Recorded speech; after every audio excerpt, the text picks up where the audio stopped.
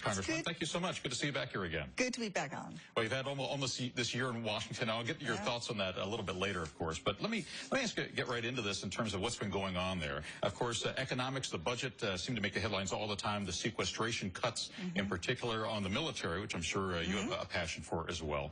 We even see this weekend, of course, just on a side note, of course, the air and water show's in town, and we don't have either the Blue Angels or the Thunderbirds overhead this weekend. But the president has said that he's going to make sure that he will exempt military personnel from sequestration cuts if Congress does not cancel them. Does that sit any better with you, or do you have great concerns in terms of the military capabilities with the cuts that are set to go into effect and are continuing to go into effect?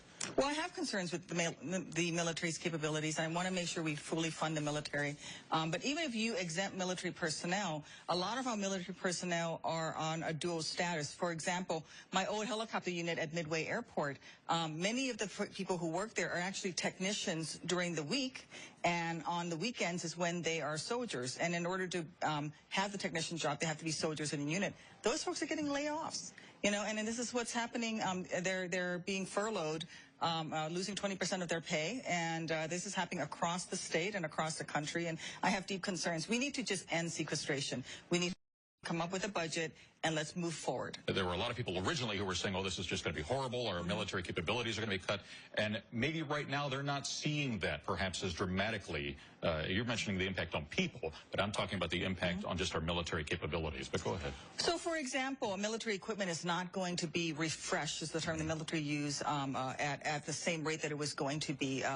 Again, here in Illinois, the Illinois National Guard flies some of the oldest helicopters in the entire United States military's fleet. Those were supposed to be upgraded, and they have not been. All the military's equipment is tired and worn out from over a decade of war.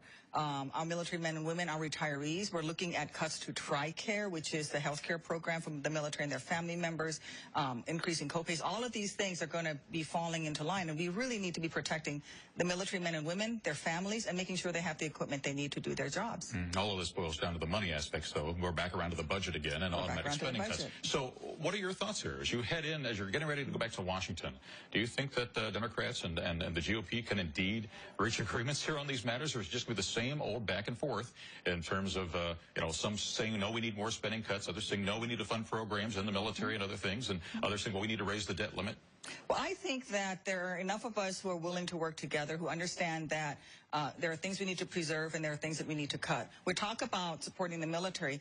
On the other hand, there's a lot of waste in military spending as well. I sit on oversight and government reform, and I just found out in my first 7 months in Congress that the U.S. was overcharged $800 million for food that was never served in Afghanistan on a food contract. How can we be cutting back on our military families and our men and women and yet spend $800 million too much for food that was never served? So we need to go after the cuts where they should be taking place, and then we need to preserve those things that are important. And it's not just the military. It's also, here in Illinois, we're going to see it in education. The school year is going to be starting in a week. That cut, that 8.4% across the board, is really going to hit all of our public schools.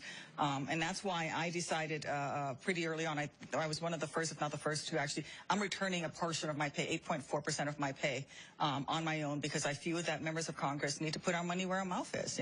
If everyone's going to get a cut in these programs, then we should feel the pain also. How do you do that? How do you return a portion of your pay? So this is very interesting. I write a letter, I write a check to the U.S. Treasury every month, and it goes to the Office of the Debt held by the public, and it's a gift to repay the public debt. And every month I write a check for 8.4% of my salary, and I send it in. You're basically making a contribution to the IRS. Yep, to pay down our deficit. All right. Well, we've got there's still this ongoing threat of government shutdown, but, we haven't seen that happen despite all the threats out there, of course, going on. Do you anticipate we'll be able to push through that and actually get things done? I think we'll be able to push through it. I think it's going to be tough. I do think that there is a lot of conflict, perhaps at some of the higher levels, but, for me and my colleagues, we are finding ways to move forward together, sensible programs that we can both agree on, and I hope that builds a platform of trust that we can work on bigger things.